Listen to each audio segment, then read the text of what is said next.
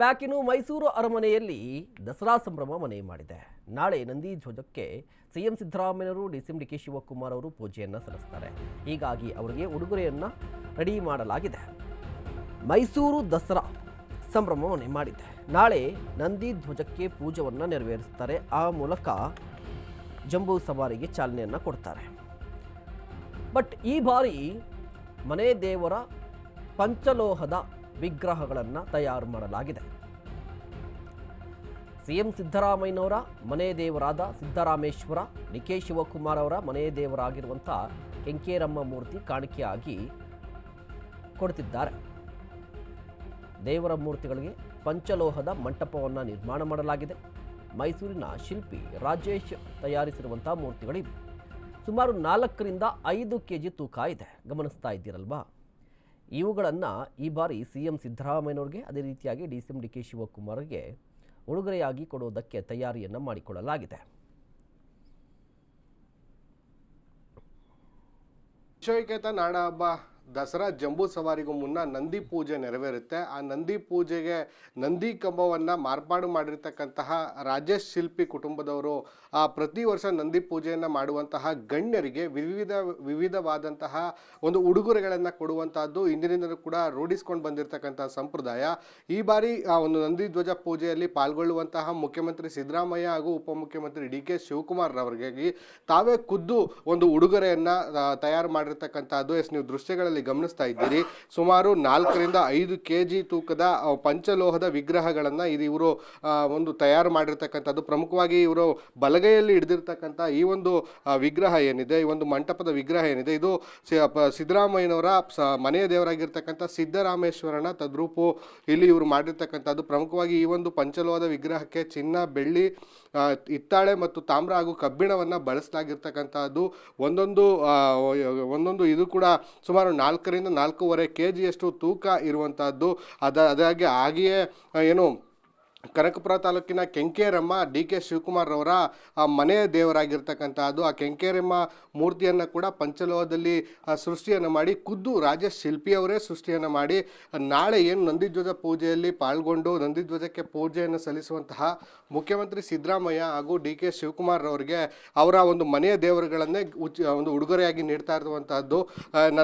ಈ ಕುರಿತು ಮಾತಾಡಲಿಕ್ಕೆ ನನ್ನೊಟ್ಟಿಗೆ ಖುದ್ದು ರಾಜೇಶ್ ಶಿಲ್ಪಿ ಅವರಿದ್ದಾರೆ. ಅವ್ರನ್ನ ಮಾತನಾಡಿಸ್ತಾ ಹೋಗ್ತೀನಿ.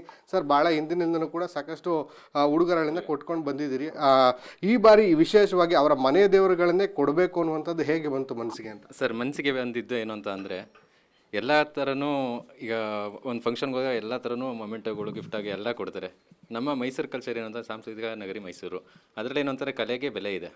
ಆ ಕಲೆ ನಾವು ನಮ್ಮದು ಬೆಲೆ ಉಳಿಸ್ಬೇಕು ಅಂತ ಈ ಥರ ಮನೆ ದೇವ್ರನ್ನೇ ಕೊಟ್ಕೊಬಂದರೆ ಒಂದು ಕಲೆನ ಗುರುತಿಸ್ತಾರೆ, ಒಂದು ಒಳ್ಳೇದಾಗುತ್ತೆ, ಒಂದು ಪೂಜೆ ಮಾಡ್ತಾರೆ, ಅದಕ್ಕೆ ತಕ್ಕಂಥ ಒಂದು ನೆನಪಿನ ಕಾಣಿಕೆ ಅಂತ ಈ ಥರ ಕೊಟ್ಟರೆ ಒಂದು ನೆನಪಲ್ಲಿ ಇಟ್ಕೋತಾರೆ ಅನ್ನೋದು ತಲೆಯಲ್ಲಿ ಬಂದಿದೆ. ಸರ್, ಎಷ್ಟು ದಿನದ ಕಾಲಾವಕಾಶ ಆಯಿತು ಸರ್, ಮತ್ತು ಎಷ್ಟು ಖರ್ಚಾಗಿದೆ ಸರ್ ಇದಕ್ಕೆ? ಸರ್, ಖರ್ಚು ಬಂದು ಅದನ್ನು ಇದು ಮಾಡೋಕ್ಕಾಗಲ್ಲ. ಈಗ ಕಾಲಾವಕಾಶ ಬಂದು ಒಂದು 15 ದಿನ ತೊಗೊಂಡಿದ್ದೀನಿ. ಸರ್, ಹಿಂದೆನೂ ಕೂಡ ಸಾಕಷ್ಟು ಗಿಫ್ಟ್ಗಳನ್ನು ಕೊಟ್ಟಿದ್ರಿ ಗಣ್ಯರಿಗೆ, ಅವರು ಕೂಡ ಸಾಕಷ್ಟು ಇಷ್ಟಪಟ್ಟಿದ್ರು. ಈ ಮನೆ ದೇವರು ಕಾನ್ಸೆಪ್ಟು ಯಾರಾದರೂ ಹೇಳಿದ್ರಾ, ಇಲ್ಲ ನಿಮ್ಮ ಮನಸ್ಸಲ್ಲೇ ಬಂದಿದ್ದ ಅಂತ? ಸರ್, ಇದು ನನ್ನ ಮನಸ್ಸಲ್ಲಿ ಬಂದಿದ್ದು ಅಂತಂದರೆ ನಾನು ಮಾಮೂಲಿ ಮಾಡ್ಕೊಂಡೇ ಬರ್ತಾಯಿದ್ದೆ. ಈಗ ಅವ್ರದ್ದು ಏನೇನು ಇಷ್ಟಪಡ್ತಾರೆ ಅನ್ನೋದು ಈಗ ನ್ಯೂಸ್ ಚಾನಲಲ್ಲಿ ಬರ್ತಿದ್ದಾಗ ಬಾಯಲ್ಲಿ ತಿಳ್ಕೊಂಡಾಗ ಈ ಥರ ನನ್ನ ವೈಫ್ ಏನು ಹೇಳೋದು, ಈ ಥರ ಕೊಟ್ಟಾಗ ಮನೆ ದೇವ್ರು ಕೊಟ್ಟಾಗ ಒಂದು ನೆನಪಲ್ಲಿ ಇಟ್ಕೋತಾರೆ ಅನ್ನೋದು ಕಾನ್ಸೆಪ್ಟ್ ಬಂದಿದೆ ಸರ್. ಎದುರುಗಡೆ ಮನೇಲಿದ್ದಾಗ ಎದುರುಗಡೆ ಕಾಣಿಸುತ್ತೆ, ದೇವ್ರ ಮನೇಲಿ ಇಟ್ಕೊಂಡ್ರೆ ಡೈಲಿ ಈ ಥರ ದಸರಾದಲ್ಲಿ ಕೊಟ್ಟಿರೋದು ಅನ್ನೋದು ಬರ್ತದೆ ಅನ್ನೋದು ಕಾನ್ಸೆಪ್ಟ್ ಬಂತು. ಸರ್, ಈ ಮಂಟಪದ ಮಾದರಿ ಯಾಕೆ ಸರ್? ಸರ್, ಮಂಟಪ ಬಂದು ಈಗ ಮೈಸೂರಲ್ಲಿ ಎಲ್ಲೇ ಯಾವುದೇ ಒಂದು ವೃತ್ತದಲ್ಲಿ ನೋಡಿದ್ರು, ಒಂದು ಆಗ್ಲಿಂದ ಬಂದಿರೋ ಎದುರುಗಡೆ ನೋಡಿದ್ರು ಮಂಟಪ ಕಂಡೇ ಕಾಣಿಸುತ್ತೆ ಸರ್ಕಲ್ಗಳಲ್ಲಿ. ಆ ನಿಟ್ಟಿನಲ್ಲಿ ಆ ಟೈಪಲ್ಲೇ ಮಾಡೋಣ, ಒಂದು ಚೆನ್ನಾಗಿ ಕಾಣಿಸುತ್ತೆ, ಅಟ್ರಾಕ್ಟಿವ್ ಆಗಿ ಅಂದ್ಬಿಟ್ಟು ಮಾಡಿದ್ದೀವಿ. Thank you sir. ಇದಿಷ್ಟು ಶಿಲ್ಪಿ ರಾಜೇಶ್ ಅವರ ಮಾತಾಗಿರ್ತಕ್ಕಂಥದ್ದು. ಪ್ರತಿಯೊಂದು ಸಮಾರಂಭಗಳು ಕೂಡ ಅವರಿಗೆ ಉಡುಗೊರೆಯನ್ನು, ಮೊಮೆಂಟೋಗಳನ್ನು ಕೊಡುವುದು ಇದ್ದೇ ಇರುತ್ತೆ. ಆದರೆ ನಾನು ವಿಶೇಷವಾಗಿ ಅವರ ಮನೆ ದೇವರುಗಳನ್ನು ಕೊಡೋದ್ರ ಮುಖೇನ ಅದಕ್ಕೆ ಸಿಗಬೇಕಾದಂಥ ಗೌರವವನ್ನು ಕೂಡ ಸಲ್ಲಿಸ್ತಾರೆ ಮತ್ತು ಪೂಜಾ ಪುರಸ್ಕಾರಗಳಲ್ಲೂ ಕೂಡ ಅದು ಭಾಗಿಯಾಗುತ್ತೆ ಅನ್ನೋಂಥ ವಿಶ್ವಾಸವನ್ನು ಹೊರ ಆಗ್ತಾ ಇರ್ತಕ್ಕಂಥದ್ದು. ಕ್ಯಾಮ್ರಾ ಪರ್ಸನ್ ಶಿವಮೂರ್ತಿ ಜೊತೆ ಸಂದೀಪ್ ಕುಮಾರ್, ಅಶೋಕ ನ್ಯೂಸ್, ಮೈಸೂರು. ಇನ್ನು ರಾಜಧಾನಿ ಬೆಂಗಳೂರು ಸೇರಿದಂತೆ ರಾಜ್ಯದಾದ್ಯಂತ ಆಯುಧ ಪೂಜೆ ಸಂಭ್ರಮ ಮನೆ ಮಾಡಿದೆ. ಬೆಂಗಳೂರಲ್ಲಿ ಪೂಜೆ ಪುನಸ್ಕಾರ, ಅದೇ ರೀತಿಯಾಗಿ ರಾಜ್ಯದಾದ್ಯಂತ ಪೂಜೆ ಪುನಸ್ಕಾರವಿದೆ. ಬೆಂಗಳೂರಿನ ಸರ್ಕಲ್ ಮಾರಮ್ಮ ದೇವಾಲಯದಲ್ಲಿ ವಾಹನಗಳಿಗೆ ಪೂಜೆಯನ್ನು ನೆರವೇರಿಸಲಾಗ್ತಾ ಇದೆ. ಬೆಂಗಳೂರಿನ ಮಲ್ಲೇಶ್ವರಂನಲ್ಲಿರುವಂಥ circle Maramma temple. Car, bike, auto ಸೇರಿ ವಾಹನಗಳಿಗೆ ವಿಶೇಷ ಪೂಜೆಯನ್ನು ನೆರವೇರಿಸಲಾಗ್ತಾ ಇದೆ. ಇವತ್ತು ಬೆಳಗ್ಗೆಯಿಂದ ಕೂಡ ದೇವಾಲಯಕ್ಕೆ ಭಕ್ತರು ಆಗಮಿಸ್ತಾ ಇದ್ದಾರೆ.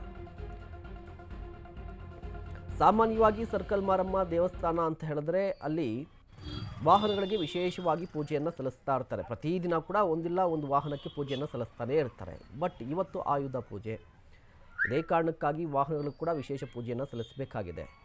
ನೀವು ಕೂಡ ದೃಶ್ಯಾವಳಿಯಲ್ಲಿ ಗಮನಿಸ್ತಾ ಇರ್ಬೋದು. ಇದು ಮಲ್ಲೇಶ್ವರಂ ಬಳಿ ಇರುವಂಥ ಸರ್ಕಲ್ ಮಾರಮ್ಮ ಟೆಂಪಲ್. ಇವತ್ತು ಬೆಳಗ್ಗೆಯಿಂದ ಭಕ್ತಾದಿಗಳು ಬರ್ತಾ ಇದ್ದಾರೆ.